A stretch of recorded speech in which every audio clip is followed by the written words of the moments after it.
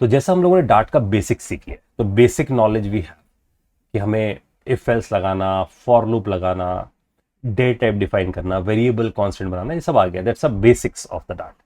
अब जो dart language है, जब डार्ट को बिल्ड किया गूगल ने, तो ये मल्टी पैराडिग्म लैंग्वेज है, right.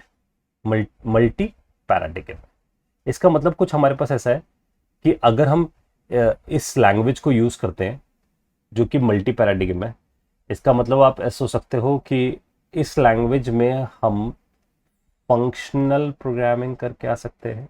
It's support functional programming, like example के लिए जैसे कि जावास्क्रिप्ट करती है और पाइथन करती है। तो JavaScript very popular in functional programming, Python भी वैसा फॉलो कर रहा है, राइट। तो वो फीचर इन्होंने जावास्क्रिप्ट जैसी लैंग्वेज से बोरो कर दिया। तो इट इज, अगर कोई पूछता है व्हाट इज डार्ट, तो आप बोल सकते हो कि डार्ट एक फंक्शनल प्रोग्रामिंग है, एज वेल एज जो डार्ट है वो ऑब्जेक्ट ओरिएंटेड प्रोग्रामिंग भी है। इसलिए मैं वर्ड यूज कर रहा हूँ मल्टी पैराडिग्म में। जैसे अगर कोई C++ पढ़ता है तो उसे पता होता है कि ऑब्जेक्ट ओरिएंटेड प्रोग्रामिंग, कोई सी पढ़ता है तो वो बोलता है प्रोसीजर प्रोग्रामिंग है। लेकिन डार्ट को हम बोल रहे हैं मल्टी पैराडिग्म, इसका मतलब मल्टीपल चीजों से बिल्ड हुई है, उसमें फंक्शनल प्रोग्रामिंग के फीचर्स भी है और उसके अंदर ऑब्जेक्ट ओरिएंटेड प्रोग्रामिंग के फीचर्स भी है। तो इसका मतलब हमें भी इसके मल्टी पैराडिग्म्स पढ़ने, इसमें हम सबसे पहला पैराडिग्म फंक्शनल प्रोग्रामिंग पढ़ने वाले। और इसके साथ साथ वो एक और वर्ड बोल रहा है कि ये एसिंक्रोनस प्रोग्रामिंग भी है। तो एसिंक्रोनस प्रोग्रामिंग के जो फीचर ड्राइव्ड है फंक्शनल प्रोग्रामिंग से ड्राइव्ड है। इसका मतलब अगर हमें एसिंक प्रोग्रामिंग सीखनी है तो पहले हमें फंक्शनल प्रोग्रामिंग ही सीखनी पड़ेगी, राइट। तो हमें समझ में आया कि डार्ट बेसिकली ऊप्स का फीचर भी यूज कर रहा है, फंक्शनल एस्पेक्ट भी यूज कर रहा है और एसिंक एस्पेक्ट भी यूज कर रहा है, राइट। तो अगर हम फंक्शंस की बात करें तो फंक्शंस ऑब्जेक्ट्स के फीचर भी यूज करता है। तो आप ध्यान देना, फंक्शंस ऑब्जेक्ट के फीचर्स भी यूज करता है। तो जो जितने फंक्शंस होते हैं वो बेसिकली ऑब्जेक्ट्स होते हैं इंटरनली, ठीक है। तो हम देखेंगे इसका मतलब क्या है। तो the crux we understand that is Dart is basically a multi paradigm, it's not only a one paradigm. It understand functional programming जो जावास्क्रिप्ट या पाइथन से आई है, और ऑब्जेक्ट ओरिएंटेड सपोर्ट कर रहा है। इसका मतलब it is supporting a feature like जैसे जावा में ऑब्जेक्ट ओरिएंटेड है, तो जावा की जैसे ऑब्जेक्ट ओरिएंटेड है, या C++ ऑब्जेक्ट ओरिएंटेड है, तो ये भी ऑब्जेक्ट ओरिएंटेड है। और एसिंक्रोनस भी, it is picking from the JavaScript. तो ये एसिंक्रोनस भी है। इसका मतलब अगर मेरे को कोई नेटवर्क कॉल्स लगानी है, फाइल कॉल्स लगानी है, और वो सब कॉल्स मुझे पैरेलली लगानी है, तो मैं मल्टी थ्रेडिंग के बजाय एसिंक्रोनस प्रोग्रामिंग करूंगा। And we will see later on the stage ये है क्या। So let's start with our first aspect. First aspect से स्टार्ट करते हैं, दैट्स अ फंक्शनल प्रोग्रामिंग। हम सबसे पहले पढ़ते हैं इसमें फंक्शनल प्रोग्रामिंग। तो सबसे पहले फंक्शंस बनाने पे ध्यान देते हैं कि how you can create a function and how many ways to define a function. तो we start with very normal functions. तो हम यहाँ पर फंक्शंस को सबसे पहले पिक कर रहे हैं।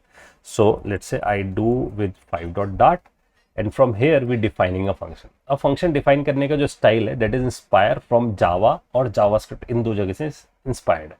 तो सपोज मैं एक फंक्शन बनाता हूँ, मैं लिखा integer add, integer x, integer y। तो मैंने एक फंक्शन बनाया विद 2 पैरामीटर्स और ऐड उसका नाम रखा और रिटर्न x प्लस y किया। So if you are coming from C और C++ और जावा बैकग्राउंड तो इट इज क्वाइट सिमिलर, बिल्कुल वैसा ही है। और यहाँ जाकर मैंने void मेन स्पेसिफाई कर दिया and from here I am calling it. तो मैंने यहाँ प्रिंट के inside I just call this function. तो मैंने ऐड 1020 लिखा। अब इसमें लर्निंग ये है कि यहाँ पर ये इंट पे फिक्स्ड है। इसका मतलब if I am trying to do this thing, print add 10.20 और 90.20, इट इज एन एरर। ये एरर में कन्वर्ट हो जाएगा क्योंकि इसे पता है कि ये सिर्फ इंटीजर वैल्यू ले सकता है। हम यहाँ जो डाल रहे हैं it is consider as a double and it is only capable to take for integer. तो हमने बिल्कुल C या C++ या जावा स्टाइल में फंक्शन स्पेसिफाई कर दिया एंड वी कॉल इट। अब एक बार इसे रन करते हैं। तो this is just a normal function और यहाँ जाकर I do dart 5 dot dart, ऐसा मैंने किया और हमारे पास 30 एज अ रिजल्ट मेरे को दिख गया, राइट। तो हमें समझ में आ गया कि ये कैसे काम कर रहा है। नाउ द थिंग इज, अगर मैं फंक्शन बनाता हूं जावास्क्रिप्ट वाले स्टाइल में, तो जावास्क्रिप्ट के स्टाइल में बहुत फ्लेक्सिबिलिटी है। जैसे कि मैंने यहाँ पर एक और फंक्शन क्रिएट किया, that is I named it addition.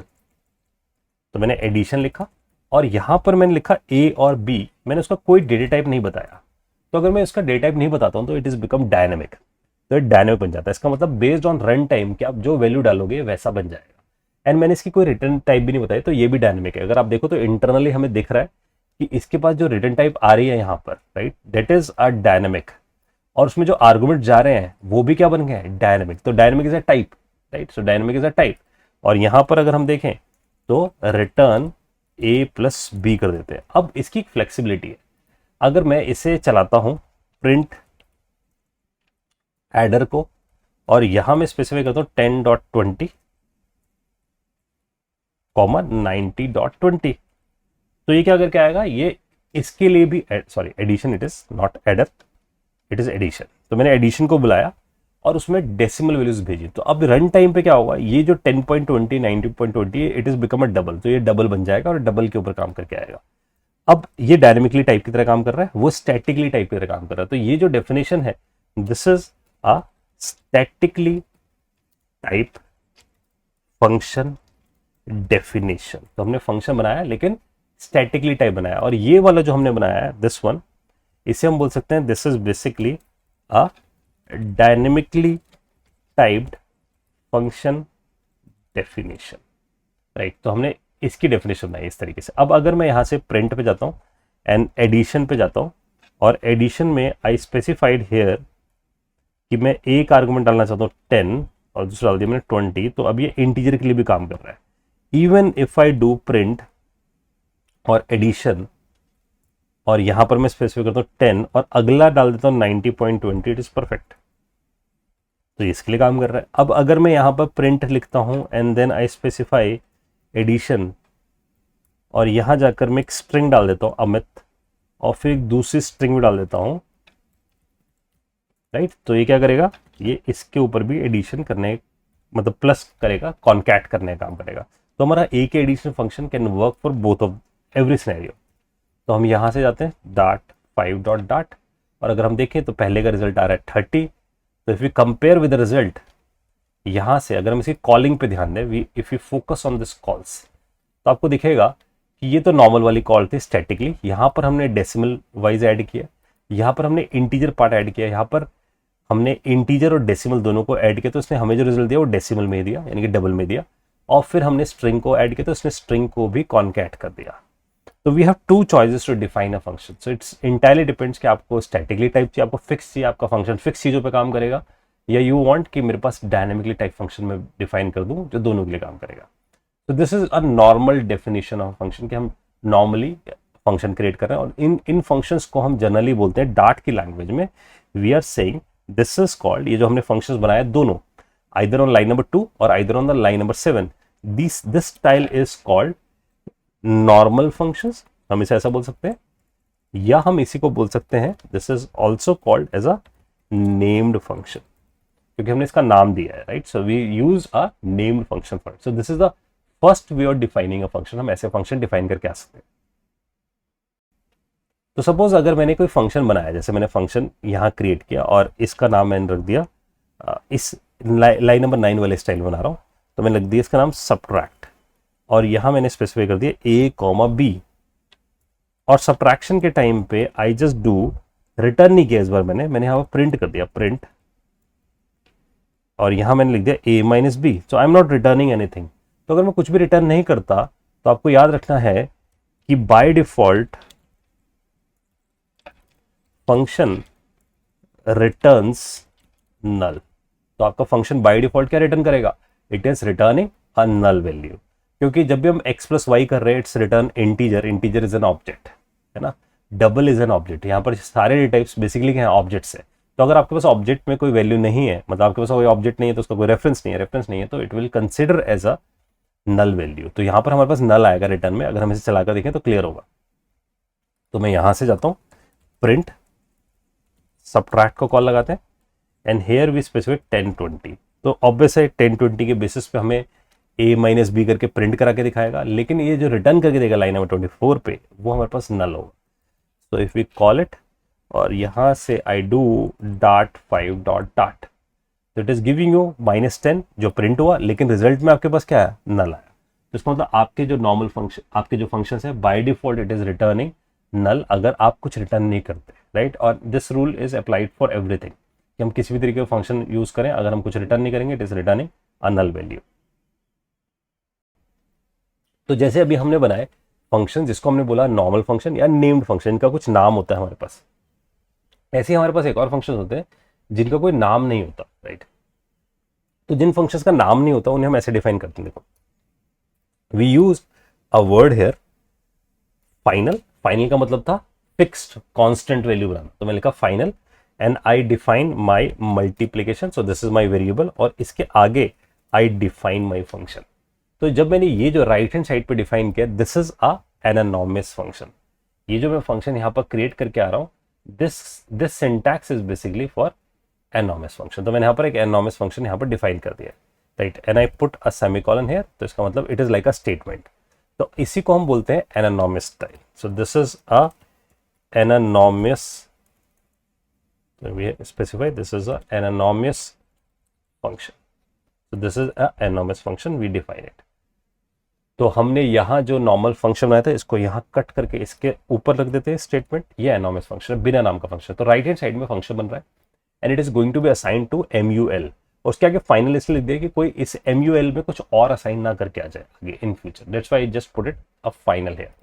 अब मैं इसके इनसाइड जाकर I can define my variables. मैं यहाँ पर जाके ऐसे भी डिफाइन करके आता हूँ, integer x, integer y, this is possible. और यहाँ से I am saying return x into y. तो मेरे पास ये फंक्शन की डेफिनेशन क्रिएट हो गई है. अब इस फंक्शन को, एनॉमस फंक्शन को, because it does not have any name, तो जिस फंक्शन में नेम होता है दैट्स अ नेम्ड फंक्शन. इसके पास कोई नेम नहीं है, so it is a nameless function. That's why we are using it's a anonymous function. Anonymous function को आप किसी वेरिएबल में या कांस्टेंट में असाइन कर सकते हो, दैट इज पॉसिबल. तो इसका मतलब लर्निंग ये कि अ वेरिएबल और a constant can have a function. जैसे अगर हम किसी वेरिएबल को डिफाइन करते हैं, लाइक हमने ये तक पढ़ा है कि अगर हम किसी वेरिएबल को डिफाइन करते हैं तो वी कैन डू दिस 100. तो वेरिएबल के राइट हैंड साइड पे 100 है, 100 इज अ वैल्यू जो x को असाइन हो गई है. लेकिन हम अब ऐसा भी कर सकते हैं, यहां पर मैं ऐसा भी लिख सकता हूं कि इंस्टेंट ऑफ राइटिंग इंट, है ना, इंट एक डेटा टाइप है, ऐसे हमारे पास फंक्शन भी एक टाइप है.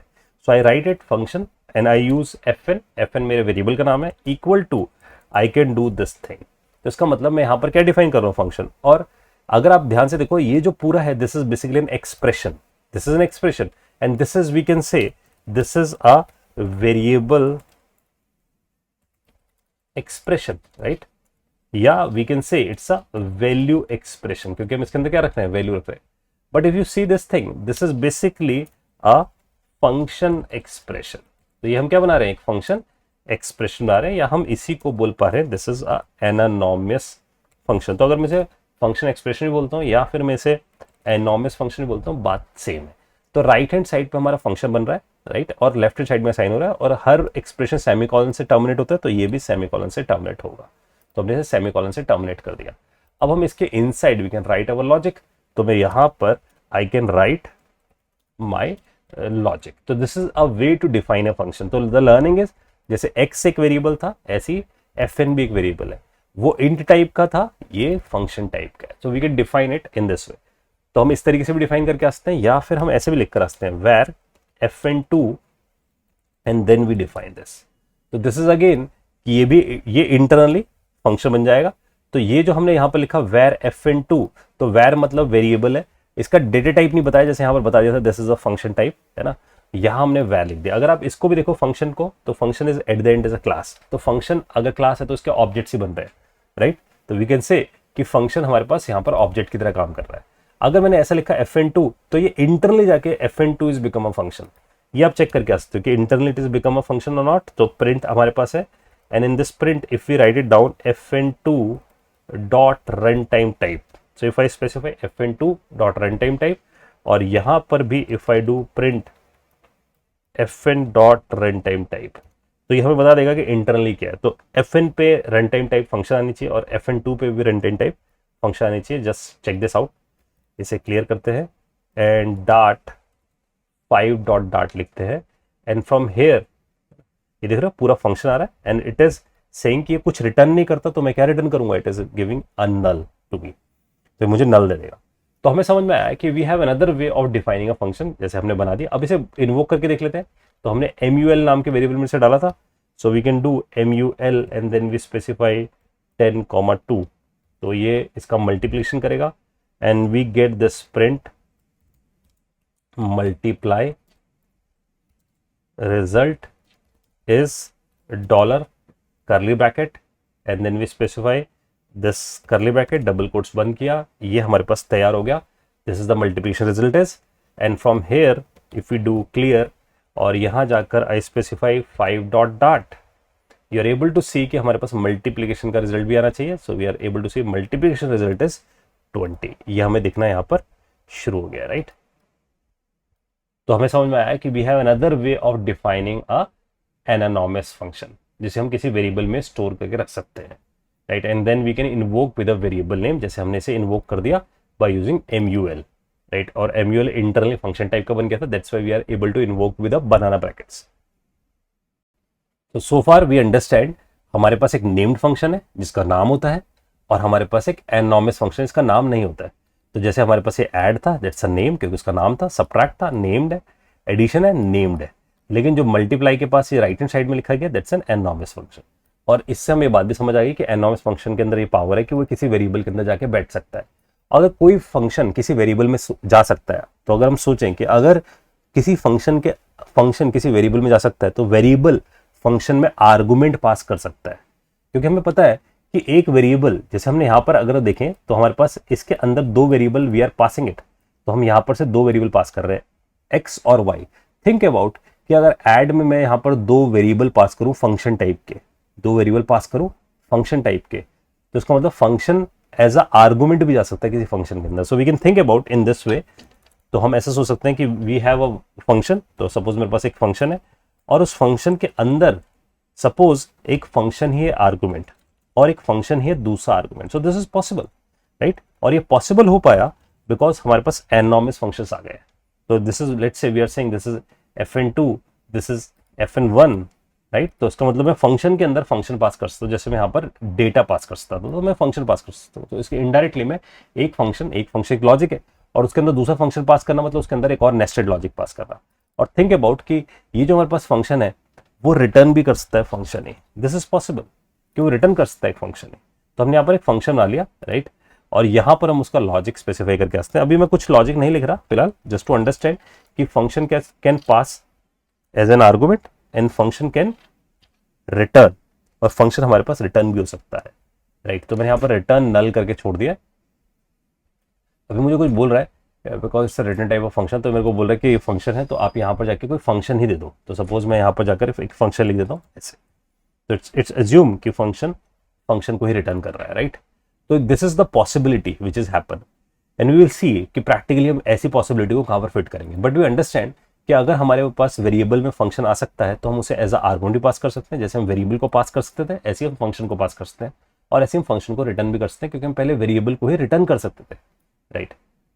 तो अब हम बात कर रहे हैं कि हमें दिखा this is the possibility of functional programming, यानी कि फंक्शनल प्रोग्रामिंग हमें ये पॉसिबिलिटी देकर आ रहा है. तो हम ये काम भी कर आ सकते हैं. Another possibility we can have कि फंक्शन के अंदर फंक्शंस भी हो सकते हैं. जैसे फंक्शन के अंदर वेरिएबल हो सकते हैं, तो सपोज अगर हमारे पास फंक्शन है तो इसके अंदर वेरिएबल हो सकते हैं लाइक दिस z, और सपोज के अंदर कोई वैल्यू है. तो जैसे वेरिएबल हो सकते हैं ऐसे ही वी नो कि यहाँ पर तो हमारे पास ऐसा भी तो पॉसिबल है कि उसके अंदर फंक्शन भी हो सकते हैं. तो इसका मतलब फंक्शन के अंदर फंक्शन नेस्ट भी करके आ सकते हैं. सो फंक्शन कैन हैव, इसे इंट लिख दिया मैंने गलती से, this would be of function type, that's why मुझे एरर दे रहा है. तो इसका मतलब जैसे z एक इंटीजर टाइप का था और उसके अंदर 999 हो सकता था, ऐसे ही मेरे पास एक फंक्शन नाम का एक वेरिएबल बन गया, इसके अंदर फंक्शन हो सकता है. तो I can do a nested function. तो ये सारी जो पॉसिबिलिटीज हैं that's a possibility of functional programming. Functional programming says function can be pass as an argument to a function, function can return to a function, function can nest to a function. ये सारी possibility it is giving. तो हमने दो तरीके पढ़ लिए, anonymous and named, and now we are moving to the third way of defining a function. To define in a third way, that way is called arrow functions. तो इसका मतलब वो जो हमारे पास स्टाइल है this is called arrow functions. तो हम एरो फंक्शंस यहाँ पर यूज कर रहे हैं. अब एरो फंक्शंस का जो सिंटैक्स है we are going to understand कि वो सिंटैक्स कैसे काम करते हैं. तो हम यहाँ जाके लिखते हैं final, and suppose I want to create a divide function, तो मैं लिखा डिवाइड. एरो फंक्शंस का जो फिटमेंट है वो है जब हमारे पास सिर्फ एक लाइन का कोड हो, सिर्फ एक लाइन का कोड हो तो arrow function is best fitted. एक से ज्यादा लाइन का कोड है तो आप या तो नेम्ड फंक्शन यूज करो या enormous, it's depends on the choice.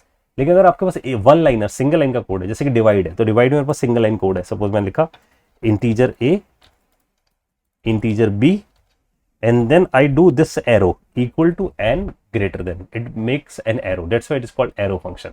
और यहाँ जाके I do a divided by b, that's it. तो जब मेरे पास वन लाइनर फंक्शन हो तो I use an arrow function. तो this is a short hand way to define a function, right. तो इसे हम एरो फंक्शंस को यहाँ डार्ट के हिसाब से, क्योंकि बाकी सब प्रोग्रामिंग से एरो बोलते हैं, जैसे जावास्क्रिप्ट से एरो बोलती है, हम यहाँ बोल देते हैं फैट एरो, राइट। फैट इसलिए बोलते हैं क्योंकि यहाँ पर है ना इक्वल टू है। कई प्रोग्रामिंग इसकी जगह ऐसे लेती है, जैसे जावा ऐसा लिखता है, राइट। तो उसके बाद सिंगल हाइफन होता है ना। तो इट्स जब हम इक्वल टू लग रहे हैं, ये ऐसा लग रहा है डबल हाइफन है, दैट्स वाई ये डबल है, तो that's why they use a fat. तो that's a fat arrow function they given it. तो हमारा फैट एरो फंक्शन है। अब हमने एक सिंगल लाइन का फंक्शन डिफाइन कर लिया। अब इस सिंगल लाइन फंक्शन को हम यहां से इन्वोक करके आ सकते हैं। We can see print divide, और डिवाइड के रिजल्ट को देखने के लिए we just do dollar curly bracket और उस एक्सप्रेशन को यहाँ चला देते हैं। So divide and we specify divide के अंदर वी वांट टू पास 10,2। तो ये हमें इस डिवाइड का रिजल्ट देना शुरू कर देगा। Let's run this and check कि हमारे पास थर्ड टाइप कैसे काम करता है। So we specified dot 5 dot dot, और यहाँ पर आई स्पेसिफाई डिवाइड 5.0, ये मेरे पास रिजल्ट आ गया। तो वी अंडरस्टैंड कि हमारे पास this is the third way of defining a function. तो अभी तक हम लोगों ने फंक्शन बनाना सीख लिया है। 3 तरीके के फंक्शन बना लिए हैं हमने। नॉर्मल फंक्शन बना लिया फंक्शन डेफिनेशन स्टाइल में, और हमने एनानोमस या फंक्शन एक्सप्रेशन बोल सकते हैं वही बना लिया, और एरो फंक्शंस बना लिया। अब हम बात कर रहे हैं पैरामीटर्स फंक्शन, यानी कि फंक्शंस के अंदर हमारे पास ऑप्शन होता है पैरामीटर्स का। अब पैरामीटर्स कैसे बनाते हैं ये देखते हैं। तो यहाँ पर मैं वाइड मेन स्पेसिफाई करता हूँ, और यहाँ पर मैं पैरामीटराइज बनाना चाहता हूँ एक फंक्शन को। तो मैंने एक फंक्शन बनाया इंटीजर ऐड, और यहां मैंने स्पेसिफाई कर दिया इंटीजर एक्स इंटीजर वाई, ठीक है। 2 पैरामीटर दे दिया है, और रिटर्न एक्स प्लस वाई भी लिख दिया मैंने यहां पर, ठीक है। अब मैं जब इस फंक्शन को बुलाता हूं, तो मैंने यहां पर सपोज से बुलाया प्रिंट, लिखा प्रिंट, और यहां मैंने स्पेसिफाई कर दिया ऐड, और यहां मैंने स्पेसिफाई कर दिया 10 और 20, ये मैंने भेज दिया यहां पर। अब थिंक अबाउट गाइस कि अगर मेरे पास प्रिंट में ऐड है लेकिन मैं उसमें कोई पैरामीटर नहीं पास करूं, क्या ये फ्लेक्सिबिलिटी है मेरे पास? नहीं है। तो कई बार ऐसी नीड आती है हमारे पास, जो कि पर्टिकुलरली में फ्लटर के अंदर जब हम विजेट्स को देखेंगे तो हमें दिखेंगी कि ऐसी बहुत सारे विजेट्स हैं जहां पर हर चीज कंपलसरी नहीं है ना। कुछ चीजें कंपलसरी है, कुछ चीजें कंपलसरी नहीं है। तो इसका मतलब हम फंक्शंस को फ्लेक्सिबल बनाए। फ्लेक्सिबल फंक्शंस का मतलब है कि अगर मैंने पैरामीटर्स नहीं पास किए तब भी मेरा फंक्शन चल जाए, राइट। तो इसके लिए हम पढ़ते हैं ऑप्शनल पैरामीटर का फंडा। तो ऑप्शनल पैरामीटर कैसे बनाते हैं? द फर्स्ट सिंटैक्स इज आप स्क्वायर ब्रैकेट लगाते हो यहाँ पर। तो अगर आप पैरामीटर पे जाकर स्क्वायर ब्रैकेट स्पेसिफाई करते हो, तो जैसे मैंने यहाँ पर स्क्वायर ब्रैकेट स्पेसिफाई किया, तो ये मेरे बन जाते हैं ऑप्शनल पोजीशन पैरामीटर। तो ये मेरे हैं तो, लेकिन कैसे? ऑप्शनल पोजीशनल पैरामीटर्स मेरे पास क्रिएट हो गए। अब जैसे वो यहाँ पर बोल रहा है, ये बोल रहा है कि जो पैरामीटर हैं वो नल रह जाएंगे, और नल सेफ्टी का फीचर है। तो कह रहे हैं देखो ये नल रह जाएंगे आपके पास पैरामीटर, और नल रह जाएंगे तो एक्स प्लस वाई करोगे तो देखो यहाँ गायब हो चुका है ना। अगर हम इसे सेव करें और अगर हम इसे रन करने की कोशिश करें यहाँ पर, है ना, तो हम यहाँ से पहुँचते हैं CD Basics 2 नाम के फोल्डर के अंदर, and from here I just right dot 1 dot dot. तो आप देखो यहाँ एरर आ गया। वो कह रहा है देखो पैरामीटर y और x नल रह जाएंगे because you are not passing here. आपने यहाँ कुछ पास ही नहीं किया, वो नल रह जाएंगे, और नल रह जाएंगे तो वो बोल रहा है कि ये कंपलसरी होने चाहिए थे पैरामीटर, क्योंकि आप इसे नल रख रहे हो। तो इसलिए हमारे पास एक और ऑप्शन आता है, that is called default parameters. तो डिफॉल्ट पैरामीटर का मतलब है क्योंकि अगर मैं पैरामीटर नहीं भेजूंगा so it will take it as a 0। तो वो क्या ले लेगा? इसे 0 ले लेगा, और 0 + 0 मेरे पास 0 आ जाएगा। तो पहले का रिजल्ट आएगा 30, अगले वाले का रिजल्ट आएगा हमारे पास 0। तो हम यहां जाते हैं और इसे क्लियर करते हैं और डॉट 1 डॉट डॉट लिखते हैं, and we get 0 as an output. तो हमें समझ में आया कि ये काम कर रहा है। तो अब अगर मैं इसमें सिर्फ एक पैरामीटर पास करता हूं तब भी ये काम करेगा, ठीक है। तो जो पहला पैरामीटर मैंने पास किया वो always go to the x, क्योंकि इसका नाम ही है पोजिशनल। तो this is called optional positional parameter. तो ये हमारे ऑप्शनल पोजिशनल पैरामीटर है, ठीक है, जिसमें हमने स्पेसिफाई कर दिया कि हम जिस पोजीशन में, इसका मतलब जो पहला पोजीशन है 10 वो एक्स पे ही जाएगा, वाई पे नहीं जा सकता। अब अगर हम यहां से इसे रन करते हैं वी गेट 30 0 एंड 10। तो हमें आउटकम भी समझ में आता है क्या आउटकम आ रहा है। तो हमारे पास एक डिफॉल्ट पैरामीटर का फंडा देख लिया हम लोगों ने। तो हमें ऑप्शनल पोजिशनल पैरामीटर लिखते हैं plus we use a default parameter. तो हमने यहाँ पर डिफॉल्ट पैरामीटर भी देख लिया। अब इसके साथ साथ हमारे पास एक और वे आता है यूज करने का, that is called named optional parameter. तो नेम्ड ऑप्शनल पैरामीटर का यूज किया देखो। तो अगर हम नेम्ड ऑप्शनल पैरामीटर बनाते हैं, इसी को मैं इसे कमेंट कर देता हूँ जस्ट फॉर योर रेफरेंस। अब यहां जाते हैं हम, इंटीजर ऐड फिर से बनाते हैं, फिर से इंटीजर एक्स और इंटीजर वाई लिखते हैं यहाँ पर। But I this time I want कि ये जो पैरामीटर होंगे ये नेम्ड हो। नेम्ड का मतलब मैं जिस पे भी जाना चाहूँ। यहाँ तो मुझे पोजीशन वाइज जाना पड़ता है ना, कि पहला जो पैरामीटर जाएगा वो 0 पे जाएगा, तो वो 0 पे असाइन होता है। लेकिन अब मैंने इसे कर्ली ब्रैकेट में लिखा और इसे 0 करना जरूरी है हमें, क्योंकि डिफॉल्ट चाहिए वरना नल जाएगा। तो हमने यहाँ पर इसे 0 कर दिया। And then we do return x plus y. ऐसा मैंने स्पेसिफाई किया। अब इसकी जो कॉलिंग का तरीका होगा वो ऐसा नहीं होगा, तो इसे कर देते हैं कमेंट, और यहां जाकर आई स्पेसिफाई प्रिंट ऐड, और यहां जाकर I need to specify x10। देख लो ये ज्यादा बेटर है x10, क्योंकि आपने बता दिया कि मैं x में ही 10 भेजना चाहता हूं। तो सपोज इफ आई से प्रिंट ऐड y20, तो हमें दिखता है कि यहां पर y में 20 जा रहा है, राइट। तो हमें यहां से हमें ऑप्शन मिल जाता है ऑप्शनल पैरामीटर का। अब अगर मैं ऐड में कुछ नहीं भेजता तो मैं कोई ऑप्शन नहीं दूंगा, इट इज कंसिडर 0। दोनों भेजूंगा तो आई विल गिव x यहां पर ऐड x10 एंड y20। ऐसा भी लिख सकता हूं, ऐसा भी लिख कर आ सकता हूं, क्योंकि यहां पर कोई पोजीशन का मतलब नहीं है, सिर्फ नाम से जाएगा। तो आई कैन स्पेसिफाई, ये भी लिखा जा सकता है, इट इज पॉसिबल। ठीक है, तो अगर आपका पैरामीटर बहुत ज्यादा है तो रिकमेंडेशन इज कि आप किसे यूज करो, ऑप्शनल नेम्ड पैरामीटर को rather than optional position parameter को। तो ये हमने बना दिया नेम्ड पैरामीटर, राइट, और ये हमारे बन गए ऑप्शनल नेम्ड पैरामीटर। तो इसे भी टेस्ट कर लेते हैं। तो यहां जाते हैं और यहां हम लिख देते हैं, इसे पहले कर देते हैं clear and dot 1 dot dot, और यहां हमें रिजल्ट मिलता है 10, पहले वाले का 10, दूसरा 0 कंसिडर हुआ होगा, 20 तो x 0 कंसिडर हुआ होगा। इस केस में दोनों 0 कंसिडर हुए, that's why we get this result 0।